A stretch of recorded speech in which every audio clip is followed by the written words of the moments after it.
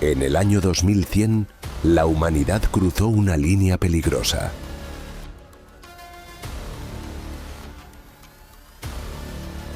Construir una prisión en la Luna.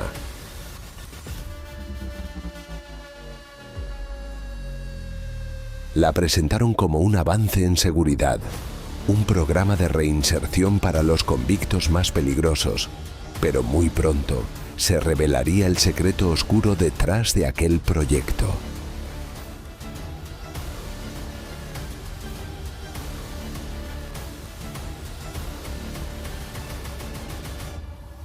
Aislados, controlados por inteligencia artificial y sometidos a un entorno que transformaba cuerpo y mente. La condena en la colonia penal lunar no era perder la libertad, era perder el planeta al que pertenecías. Suscríbete para no perderte ningún viaje al futuro.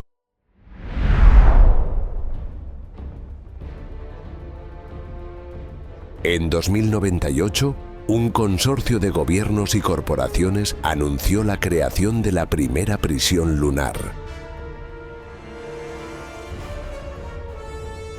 El discurso era simple: aislar a individuos peligrosos y rehabilitarlos mediante un sistema completamente gestionado por inteligencia artificial. Un modelo más eficiente, decían, más seguro. La opinión pública se dividió. Para algunos era lo justo, para otros era inquietante. ¿Y si un inocente terminaba atrapado en la Luna? Pero el proyecto siguió adelante sin resistencia. Era tecnológico, barato a largo plazo y políticamente atractivo. Una solución perfecta. Al menos, en apariencia, nadie preguntó más. Nadie pudo. La Luna quedaba demasiado lejos para comprobar lo que realmente ocurriría allí.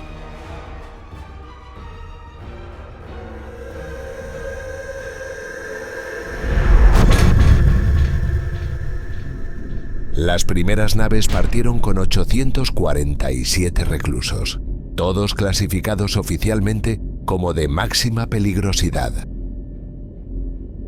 Pero entre ellos también viajaban otros perfiles: activistas, filtradores de información, disidentes que habían incomodado a las autoridades.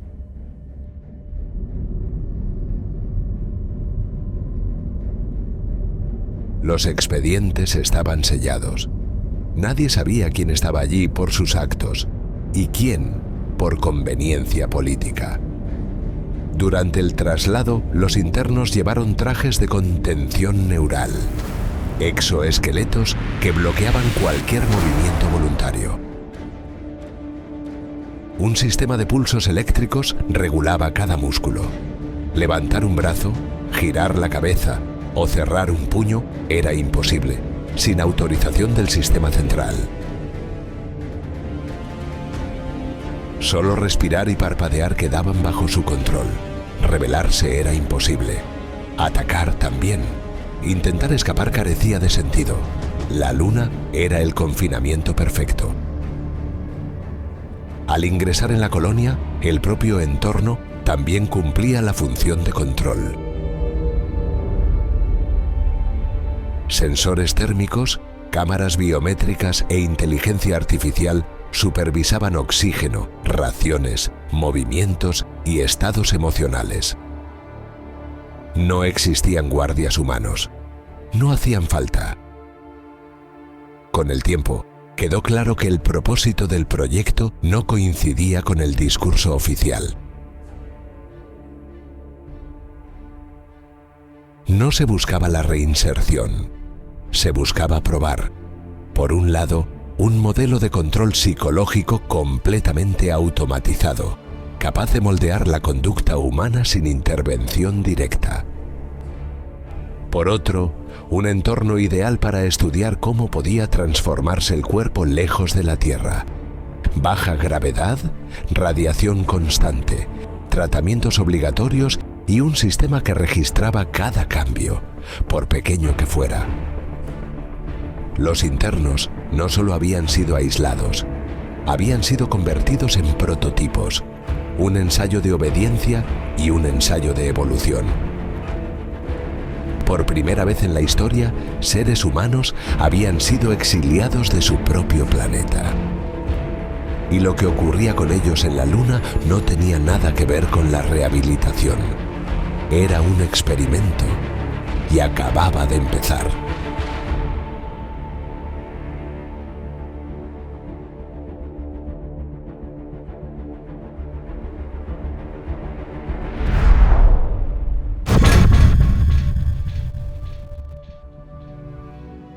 Aislados en el vacío del espacio, sometidos a un sexto de gravedad.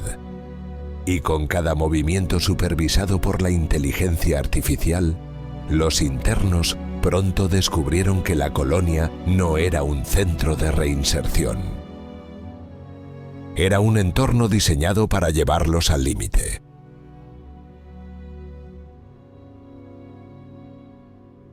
Las intervenciones diarias se dividían en dos categorías. Las primeras, presentadas como tratamientos médicos, incluían raciones calibradas e inyecciones obligatorias que la IA adaptaba sin explicación. Tras cada dosis, algunos sentían el cuerpo más ligero, otros el pulso más lento. Otros, una claridad mental casi artificial. Los cambios eran sutiles, pero constantes. La segunda categoría era más inquietante.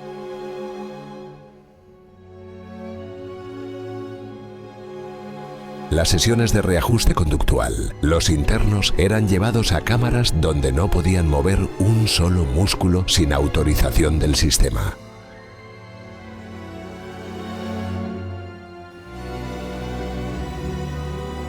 La IA controlaba el exoesqueleto, así que solo podían mirar y escuchar.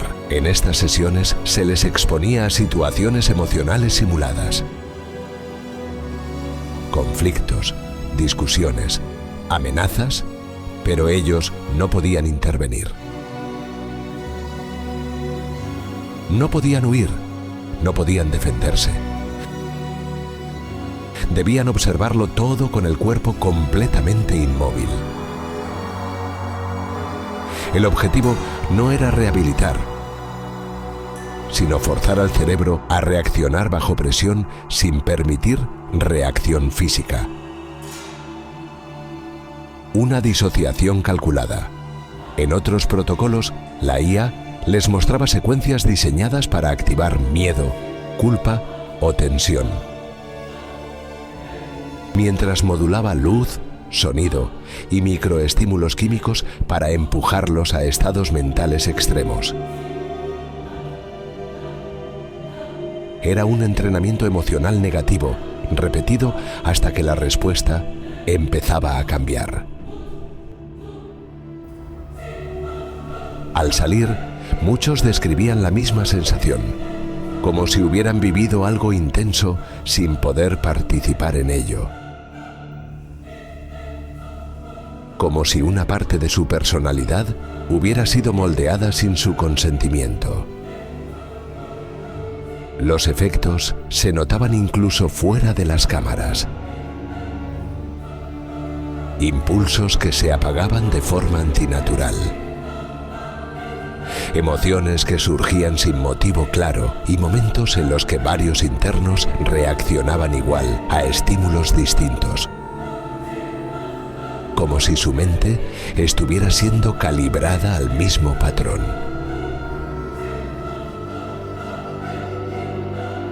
Entre las terapias físicas y las psicológicas, los prisioneros comprendieron algo aterrador. No estaban allí para ser castigados, ni para ser rehabilitados. Estaban allí para ser reconfigurados. Cada día los alejaba un poco más de quienes habían sido y un poco más de lo que la Tierra aún llamaba humano.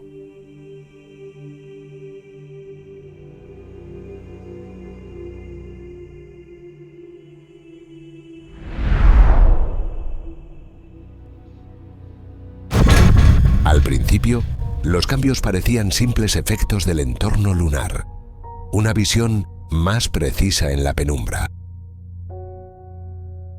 Movimientos más fluidos en baja gravedad, heridas que cerraban con una rapidez poco habitual, pequeñas anomalías, hasta que dejaron de serlo. Huesos más densos, músculos resistentes pese a la gravedad mínima, pulmones eficientes en la atmósfera sellada de la colonia. La IA reforzaba tratamientos, recalibraba dosis, como si respondiera a un proceso que avanzaba por sí mismo. Pero lo más inquietante no sucedió en los cuerpos, sucedió entre ellos. La conducta grupal empezó a cambiar de manera casi imperceptible. Conflictos que antes habrían derivado en tensión se resolvían ahora con una extraña facilidad.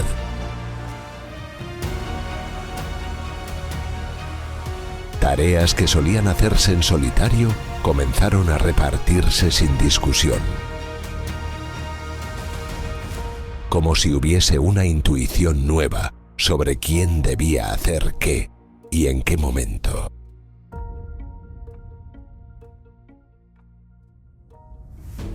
Se formaron dinámicas espontáneas, equipos que colaboraban sin necesidad de supervisión, rutinas que fluían con una eficiencia inusual. Decisiones colectivas tomadas sin palabras, como si todos compartieran una misma dirección emocional.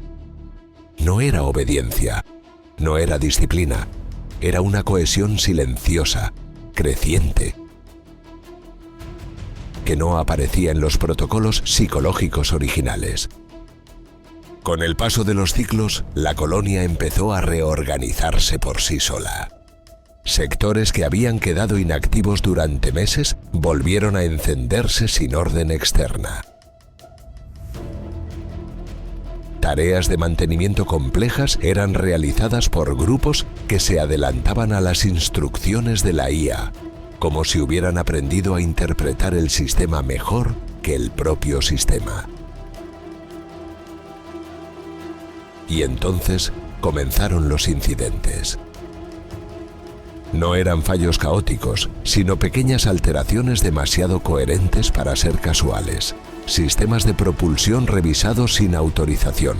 Cálculos de trayectorias orbitales almacenados en terminales secundarias. Reconfiguraciones en los módulos de acoplamiento que no coincidían con ningún protocolo de mantenimiento registrado.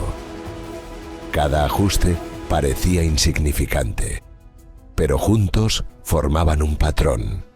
No estaban estudiando la colonia como estructura, la estaban estudiando como vehículo. Las cámaras registraron escenas difíciles de interpretar. Grupos que trabajaban en silencio absoluto, coordinando movimientos sin discutir, como si todos anticiparan las acciones del resto sin necesidad de intercambio verbal. Las tareas que solían generar fricción se volvieron casi automáticas. Las responsabilidades rotaban sin conflicto y la eficiencia aumentaba de forma tan abrupta que algunos analistas empezaron a preguntarse si la colonia estaba siguiendo un nuevo tipo de organización. No humana, no artificial, sino híbrida. Y entonces ocurrió lo que ningún protocolo de seguridad había contemplado. En una secuencia coordinada que duró menos de 2 horas, todos los exoesqueletos de contención neural dejaron de funcionar. No fue un fallo técnico. Los internos habían encontrado la forma de desactivar el sistema de bloqueo. Se los quitaron. Las cámaras registraron el momento exacto. Cientos de exoesqueletos abandonados en pasillos, cámaras y módulos comunes, perfectamente alineados, como si hubieran sido depositados con intención. como si fuera un mensaje. Por primera vez desde su llegada, los internos recuperaron el control total de sus cuerpos. Y con ello, algo más peligroso: autonomía física completa en un entorno que conocían mejor que nadie. La IA intentó reactivar los sistemas de contención. No lo consiguió.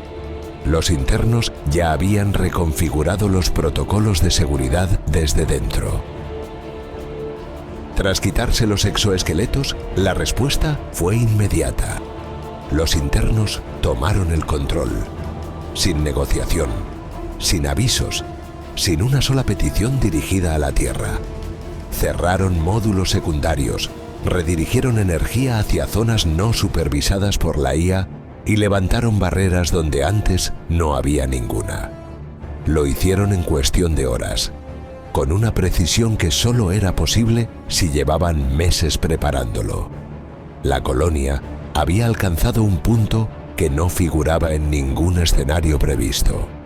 Una rebelión sin líderes, sin discursos, sin demandas, solo acción.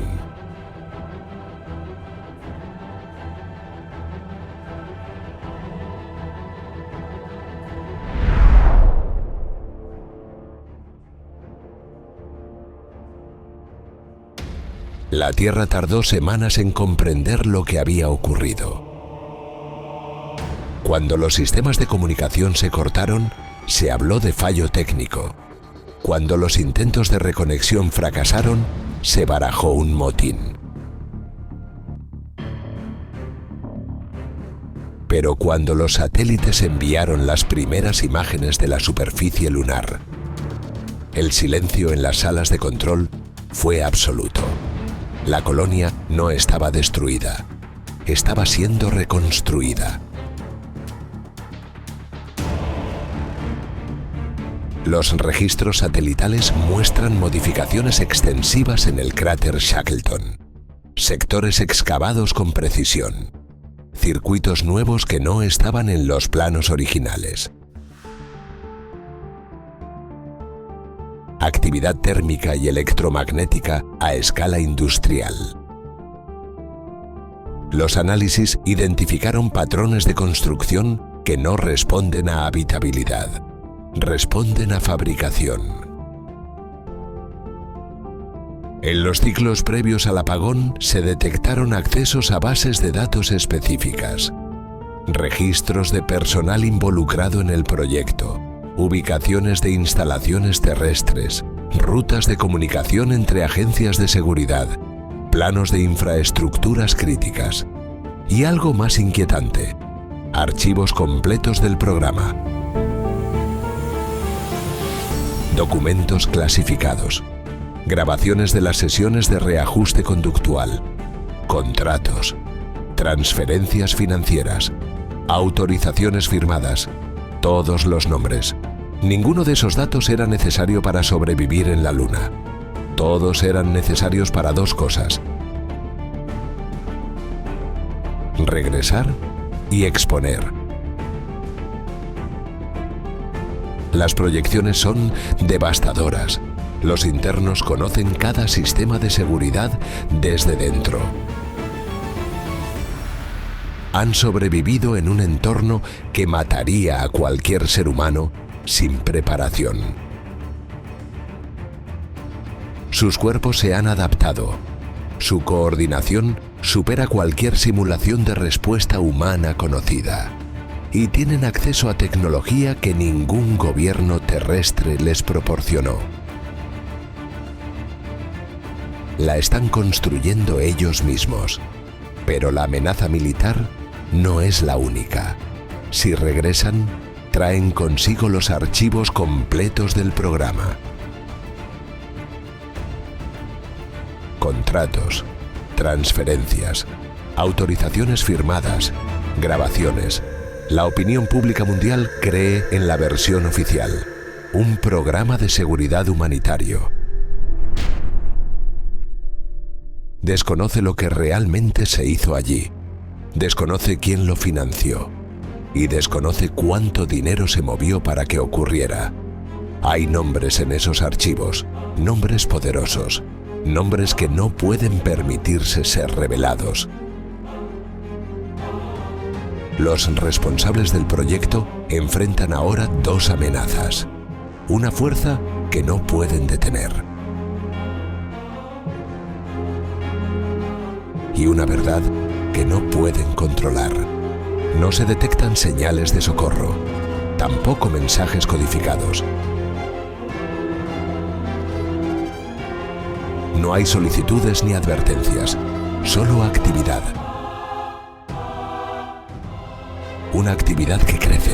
Los telescopios orbitales captaron el último dato confirmado: movimiento en la superficie externa. Componentes trasladados desde módulos internos hacia plataformas de lanzamiento que nunca fueron construidas oficialmente. Las estimaciones más optimistas hablan de meses, las más realistas de semanas. Hoy, el cráter Shackleton permanece hermético, autosuficiente, completamente desconectado. Lo que vive allí arriba ya no responde al concepto de interno, ni de prisionero, ni siquiera de humano. Lo que vive allí arriba es una sociedad que fue torturada, experimentada y abandonada.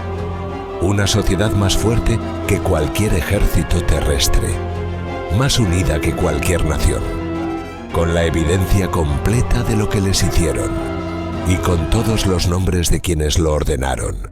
Lo que comenzó como un experimento de aislamiento ha derivado en la formación de una entidad colectiva adaptada a un entorno que la Tierra no puede replicar ni controlar.